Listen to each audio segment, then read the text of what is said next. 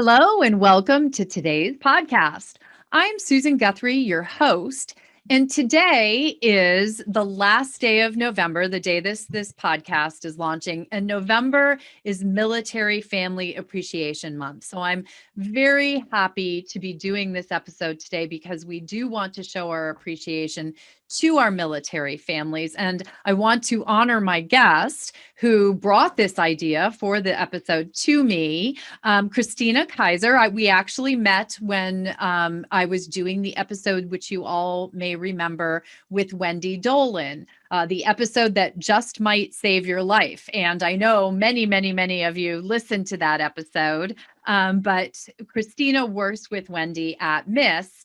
And Kristina mentioned to me that she is the wife of, or was the wife of, a former military officer, and then went through what I'm going to call a military divorce, and that this might be a very good episode. And there's so much to know about military families, the sacrifices and struggles that they have, as well as the additional struggles that military families have when divorce enters their worlds.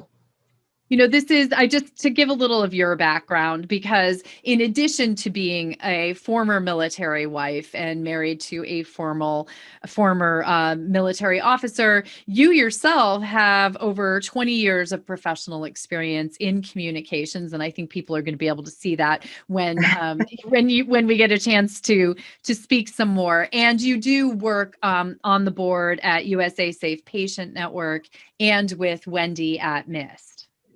Yes, I've been very fortunate to be able to align my professional and academic background with social justice issues and public health issues that really matter to me. So I'm very thankful. Well, and that's something I thought it was a wonderful idea when you raised to me. We did the MIST episode, the akathisia episode in October, which is Mental Health Awareness Month. And that's when you mentioned to me that November is Military Family Appreciation Month, which I'm embarrassed to say I did not know. And I come from a family, I'm married into a family with a number of Marines and Army veterans in the family.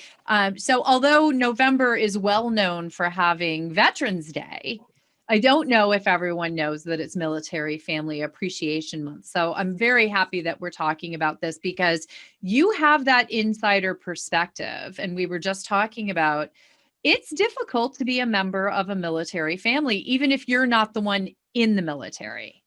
It really is, Susan. I'm glad to speak with you about that today. I mean, when I first got married in the late 80s, I remember I moved out I had a national level job in DC, and literally the day after my wedding, I moved to California. So there was a lot of change there, a lot of happiness, but a lot of losses in terms of my professional career at that time, and leaving and starting a new job and leaving my friends. But one thing I kind of have in my scrapbook, so to speak, is that I received for my wedding the Marine Officer's Wife Handbook. And at that time, I thought it was maybe a joke. So when I opened up the presents and saw that, I thought, well, this is going to be like an Irma Bombeck. This is going to be a funny spoof on things. But I quickly learned that that was a serious handbook. And at the time I became an officer's wife, I think it was just on the cusp of starting to change, but you still had that,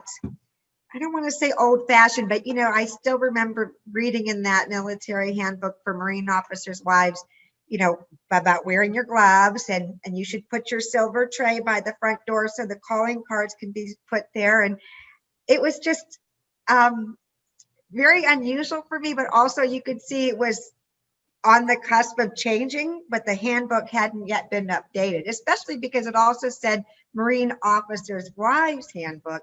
And of course, now here we are decades later, and it's really the Marine Spouses Association, or the Military Officers Spouse Association, because there are so many females serving in the military that just it's much more common than when I first became a young officer's wife.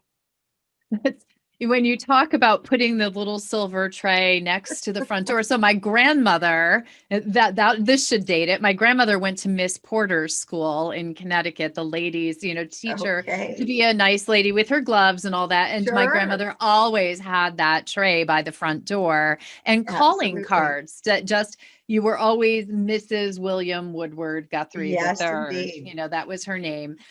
So that does seem a little archaic, and hopefully they've modified that now.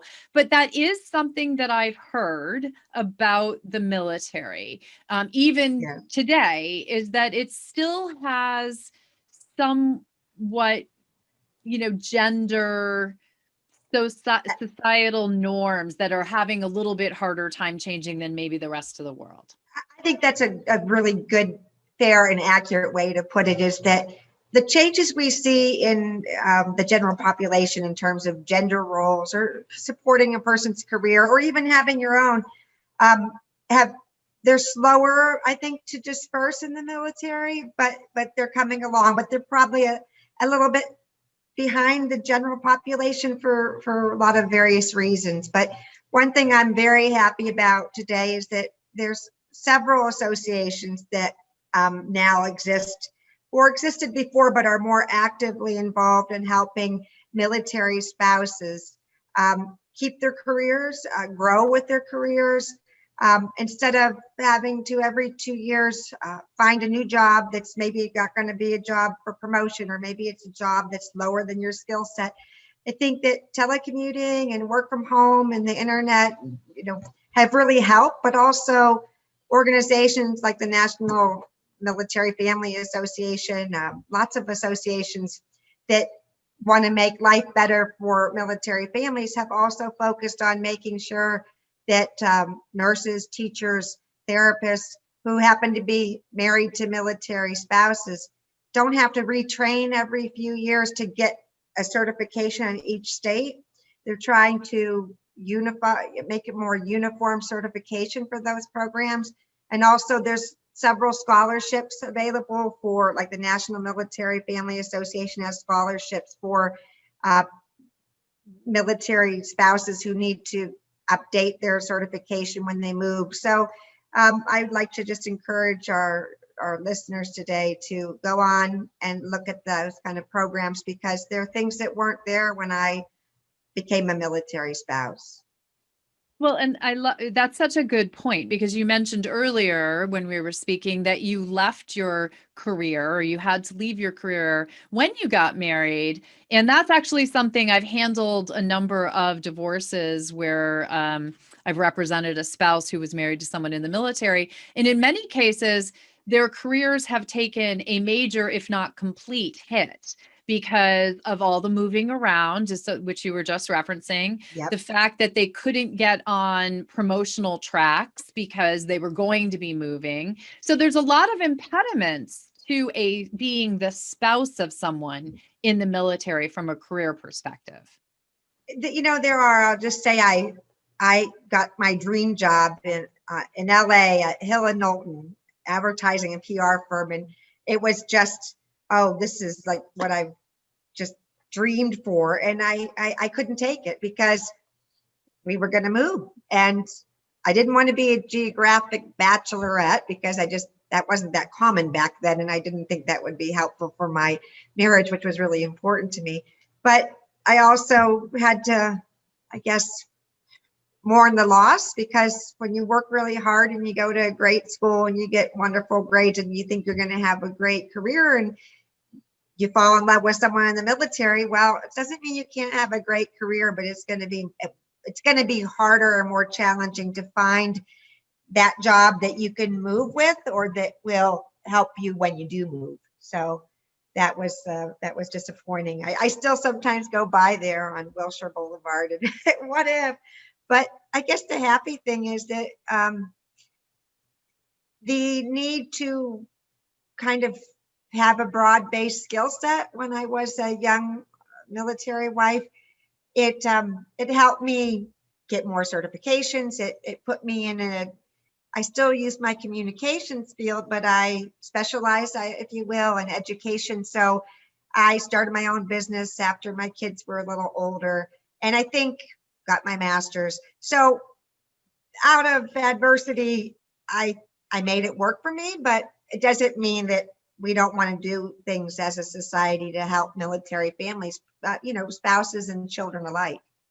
Right. Well, and I think what's important for people to notice, because I think that there's still, you've talked about programs going into place to try and help with this, but I still think that anyone who is married to someone, male or female, in the military today is going to face career challenges of certain Oh, kinds, or have to pick absolutely. careers that can telecommute because of the constant moving. How often did you move? Gosh, I have to count it all up. The first 5 years, maybe 4 times. I don't know if I had mentioned as we were chatting earlier, but my first anniversary, Saddam Hussein invaded Kuwait, and on my first anniversary, it wasn't that very date, but on my first anniversary, my then husband deployed. So to go from like Washington, D.C., where I worked by the Pentagon, he worked at the Marine headquarters. In D.C., when you're not wearing combat uniform and you're wearing a more of a dress suit, it's hard sometimes to remember that the person you're married to is going to be called in harm's way. It's like you kind of forget about the combat part. But my first year of marriage, we were stationed at Camp Pendleton, California, and my first anniversary, he went to Desert Storm. So that first 8 months of my second year was quite a challenge, because as the commanding officer's wife, at the time he was a tank commander, I was in my young 20s, and I didn't know much at all about the military. And all of a sudden what they told me, I was the key wife. I was like the head wife that was supposed to organize the other wives in the company. And I said, well, I work full time. At the time, I was working in marketing for the headquarters of Coldwell Banker International Real Estate in Newport Beach. And I said, oh, I wanted to help, but I was about the only one, I think, that worked full time. And it made me feel, I don't want to say odd, but it was an odd situation that I was working full time, because most of the spouses back then, they were all wives. They had some careers, but they didn't necessarily work full time for lack of internet and digital jobs. But anyway, I was a key wife, and I was happy with how I helped when the guys were deployed. And at the same time, I've always had I want to say a feminist streak, but I come from a family and a mother who was very interested in equality issues to my benefit. And I couldn't help but think, even early on in my marriage, that this is a challenge, and it seemed to fall mostly on the wives.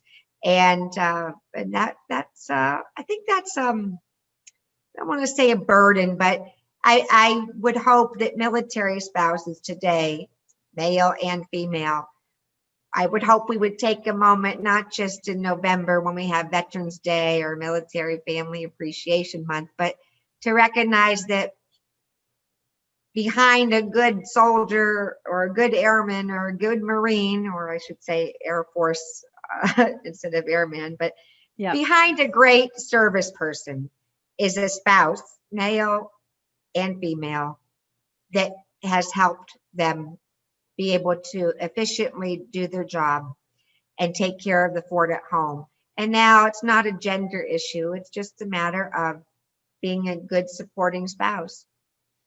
Right. Well, but you also point out something that I think is very interesting, because your husband's role in the military put you in a role among the spouses, right? Like your role, you had a job to do as the key wife.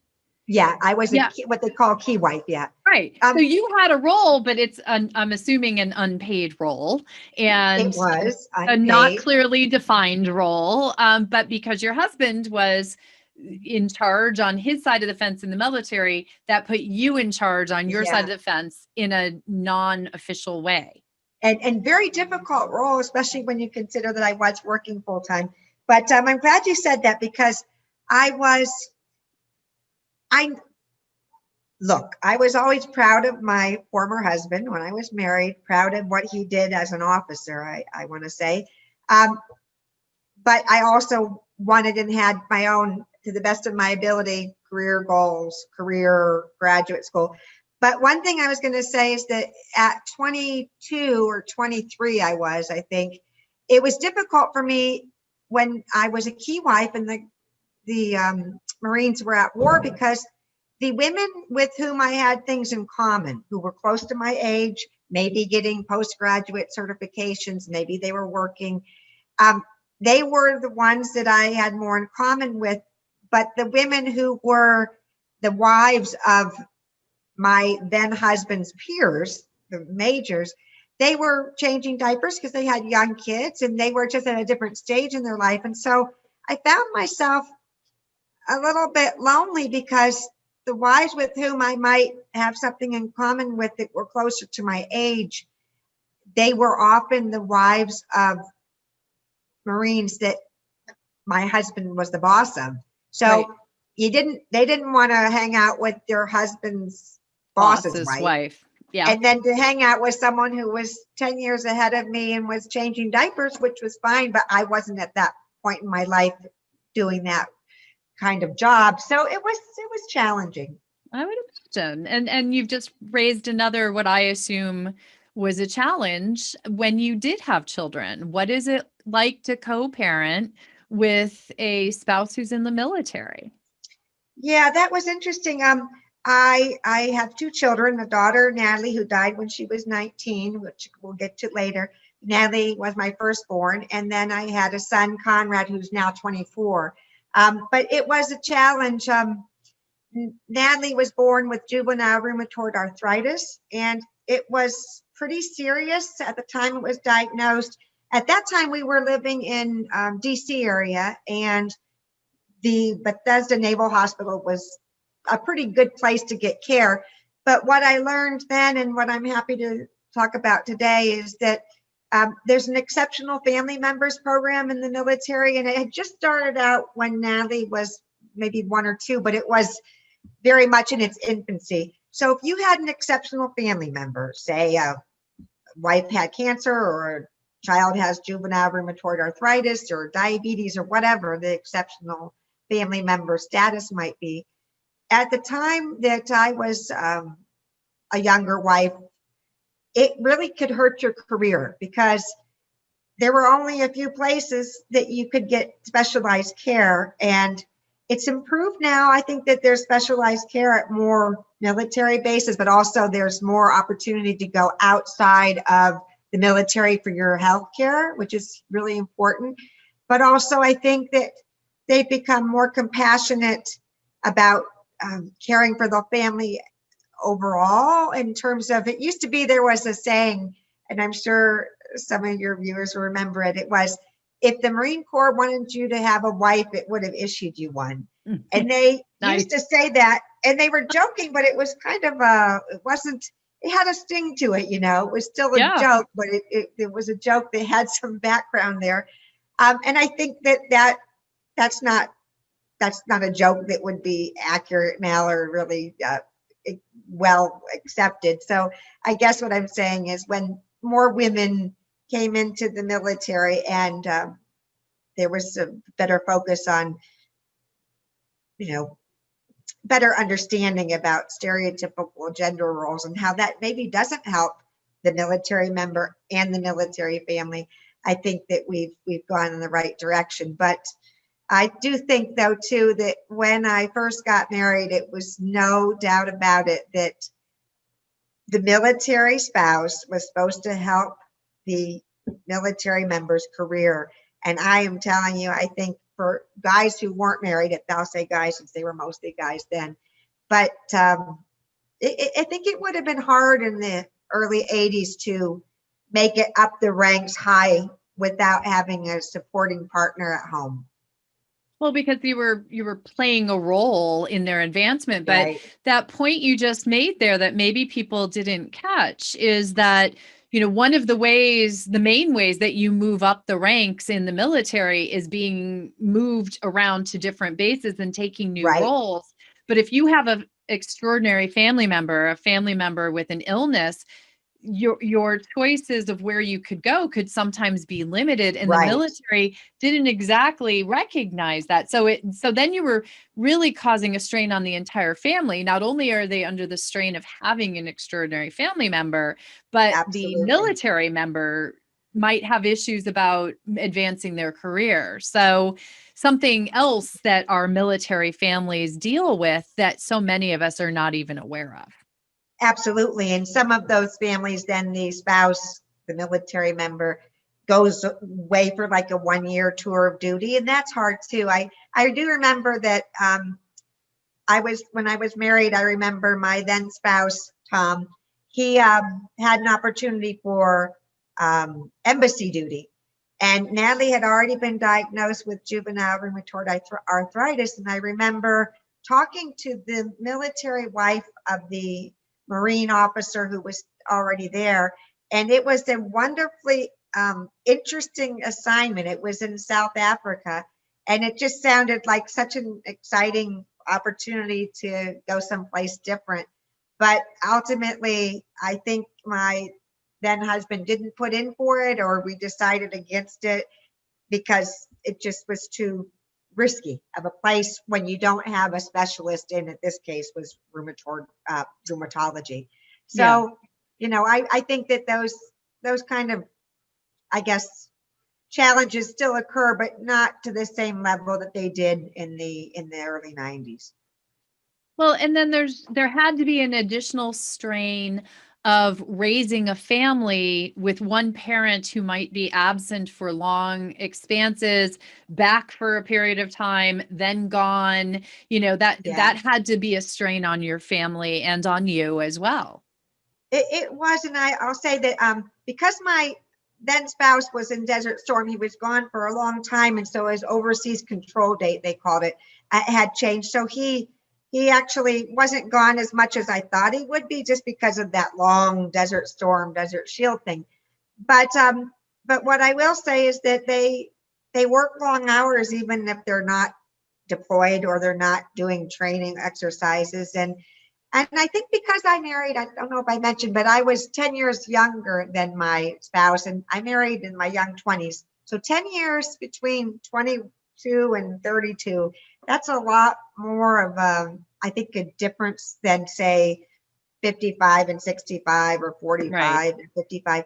So I I think that my then husband, because he had been a bachelor for so long, he kind of kept up the same hours. I think there was this not saying there wasn't a desire to be a good spouse, but I don't think he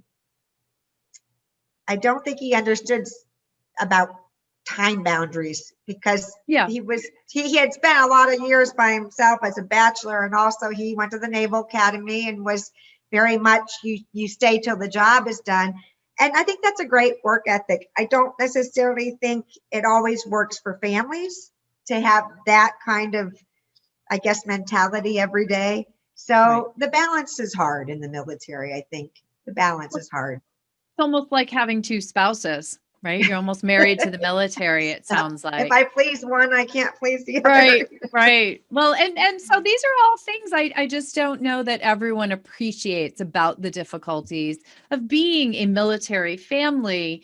But then, this I've mentioned earlier, when I lived in San Diego for a few years, that because that's I think there's a military base for every branch of the military Oh, in San yeah. Diego.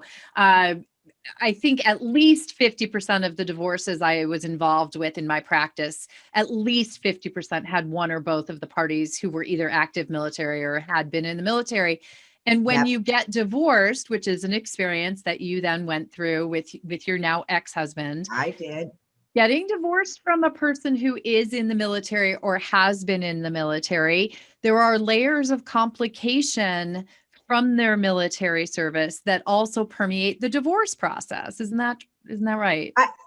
I think that that's an absolutely fair and accurate assessment. I mean, there's a lot to consider, not just in terms of benefits in a military divorce, but some of the contributions that maybe we've talked about earlier in the show today, but not specific to my situation. But if you're staying home and the full-time caregiver of kids, that is allowing your spouse, husband or wife, whomever, it is affording them the opportunity to continue with their career. So when I got divorced in Virginia. I filed for divorce in Virginia, and Virginia is what they call an equity state that I'm sure you're familiar with. It's not an equal state.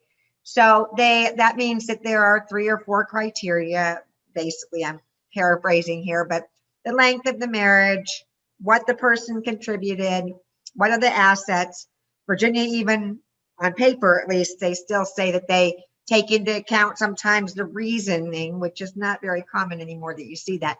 But anyway, there were lots of different, I guess, factors in Virginia, and I suppose in other states that you have to take into account. And in my case, because I did leave a national career, and even though I did get my master's and I did open my own business, I still was the primary caregiver for our children. So that was taken into account when I divorced, as it should be.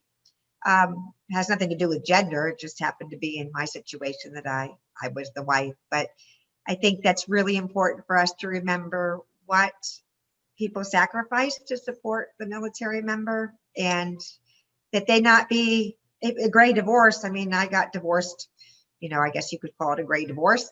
And you can't just kind of shrug your shoulders and say, oh, well, you can go rebuild your career, because not that I'm not a gung-ho person, very much a lifelong learner, but it's impractical and probably improbable to think that a person can interrupt their career for 15, 20 years and then they're going to catch up. It doesn't work that way, because a lot of companies, as much as they do want to support military, companies have to make money too. And I think one thing you might have seen in your practice in San Diego is that it's hard on a resume. You don't want to be dishonest during an interview, obviously. It doesn't help you or your potential future boss. And you're not supposed to discriminate, of course. But when you see somebody, let's say they're at Fort Hood, Texas, and they go apply for a job, and you see on their resume all the places they've been in their 18 months, 24 months, it takes a lot of money and time to train a person. And so it's natural to say that a lot of times, if you're going to be transient, a company has to decide, or maybe they do decide, that they won't even look at that person who's qualified because it's not cost effective. Right. Yeah, no, I think military spouses, in the description, the legal background or the factors applicable to alimony or spousal support, they tend to be generally what you were describing there. But I can tell you, having been a divorce attorney for 30 years, that courts overall around the country are turning away from spousal support, and they are much less feeling that they should be giving it. Yet we are still dealing with people like you who have been through this experience of it wasn't by choice that you weren't able to work at your chosen career. It was truly because your spouse was in military service to this country and was moving around and doing their part. You suffered financially. Oh, yeah. I mean, I was proud of myself for all that I did accomplish, but it was that great effort, and it was much more effort than I would have ever had I not married a military member. So, yeah, I think it's really important for us to, wives or husbands of military service members have a lot of unpaid duties. So you can say it's volunteer, but if you care for your partner, you tend to want to support that partner. And I just think we need to consider that sacrifice and not, there's some new legislation that I think that they're looking at. And I know there's protections now for not, discriminating against a military spouse when they're applying for jobs. So we're moving in the right direction, but it's not fast enough. And in my case, I have to say some nice things about my ex. I mean, I got a most supportive wife award from the Admiral, and it was my ex that at the time I was married that did that. And when my daughter died, he publicly spoke at her funeral and said I was an amazing, amazing wife and amazing mother. So, I don't want to sound bitter. Um, I appreciate several of those things. But in my case, I took marriage very seriously, and I had never imagined or nor wanted to think about that I would one day file for divorce. But our values, I think, sometimes our behavior and our values don't mirror each other. And I started realizing that some of his behaviors didn't mesh with my values, and that it was time to build something new for myself. So um, that was kind of what led me to file, is that I thought I I need something uh, not necessarily new and different, but I think it's Dr. Debbie you had on the show that says, sometimes patching things up like a house is just going to leave you with a house that has patch holes. And I realized that I I didn't think that that was going to be the best solution for me. So I decided, well, this is the right solution for me, and it's the right solution for my children. And I think what happened in my situation is my ex didn't want to get divorced. And I think it was hard for him to see that the contributions, which he publicly applauded and definitely, was said I was the best thing that ever happened to him. So it wasn't like he was, you know, delusional. I don't want to say that, but I think he didn't understand that the contributions that you make as a military spouse and a full-time parent, um, they have a monetary value in terms of how that other spouse was able to progress in a career. And at the time I divorced, my ex was a defense contractor, which was a job he got because of in part his His military 21-year career. career. Yeah, Yeah. yeah, and I don't think that that's probably something that is just, I guess, unique to the military. You probably see that, Susan, but I think spouses sometimes have a hard time recognizing that in the unfortunate event, if holy matrimony turns into holy hell or doesn't turn out to be what you thought, that there are different ways to assess someone's contribution to the assets and the potential.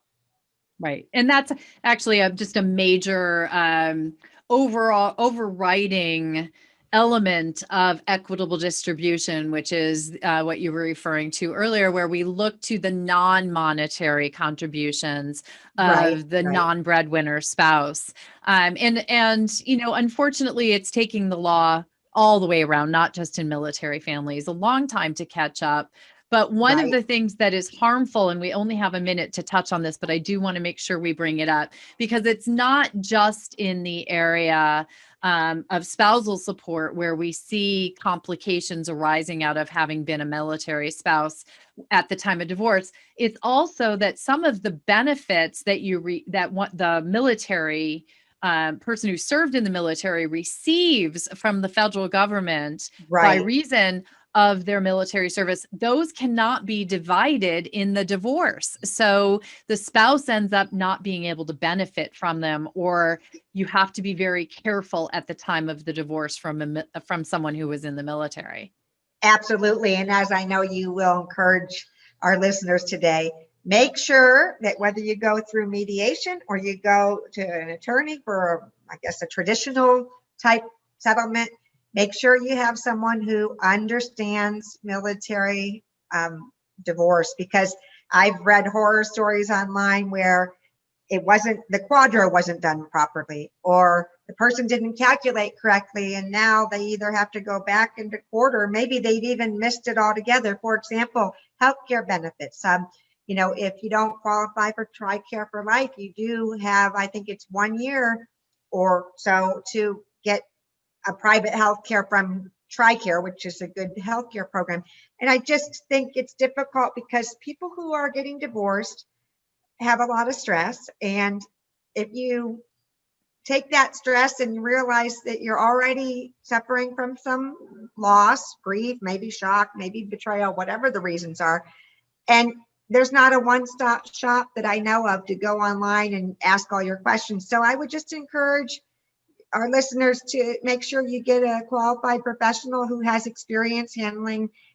In my case, I was the wife of a veteran, but even though he was no longer in the military benefits were very important and the pension. So just make sure that you have someone who's experienced in that kind of settlement. Yeah, it really is a very different ball of wax than your average pension or your average health benefits, whatever that might be. So I have to second what you're saying, Kristina. It's very important to get a military benefits specialist when you're getting divorced, whether you're in the military, whether your spouse is in the military, or if you are veterans or have already been in the military. It's just key importance. So we can't get through everything, but I think it's so wonderful to get the perspective of someone who truly put years of service in. And now I'm not talking about your husband. I'm talking about you. You put years of service in aid of our country, in supporting your husband and his ex-husband in his military career. So first, let me say to you, thank you. You are appreciated. And I want to say that to all our military families out there who are listening to us. If nothing else, this episode, I hope, gives everyone a little window into the true sacrifice and hard work and, truly what our military families face. I appreciate you saying that, Susan, because if there's one thing I'll say today, just with everything that's going on in the world globally with the pandemic and with the politics in the U.S., what have you. One thing I really like to stress is that everybody can support our troops and should support our troops, which is very different than saying that you are talking about policy. So, we can disagree about different kinds of wars or whatever policies, but I think everybody can agree that we support our military families and that politics has nothing to do with that. It's just the right thing to do. Yeah, I couldn't agree with you more. And I just encourage everyone out there to remember that. And if you know someone who is in a military family, always thank your service member, but thank their family too. The whole family is in service to our country. So, Kristina, thank you. I know you wanted to let people know it's almost Giving Tuesday. So I know you wanted to make a. I lost my daughter in 2013. Her death was precipitated by an adverse drug effect. And I won't go into that because Wendy Dolan in your previous show did such a good job covering that. But I would just say, out of loss and grief, I like to do something good with my experiences. And tomorrow is going to be Giving Tuesday. So I would just ask whoever or wherever you're going to make your donations, please consider checking out risk.org, which is rxisk.org. It's a nonprofit that works to help make medication safer for all. MIST.co, which is the Wendy Dolan's Foundation, and USA Patient Network. Those are three nonprofits that work to make medication and medical care safer and more effective for everyone. So whatever your charity is, just don't forget tomorrow is Giving Tuesday. Thank you for that. I will have a link to all three of those charities in the show notes. I do encourage people to, if you have not yet listened to Wendy Dolan's wonderful episode, please go listen to that. I will also have a link to Wendy's episode in the show notes. But Kristina, I really want to thank you just bringing me the idea for this episode, raising awareness of what our military families face and go through, and again, for your own personal sacrifices. So thank you so much. Well, thank you, Susan. I appreciate you having me. Thank you so much.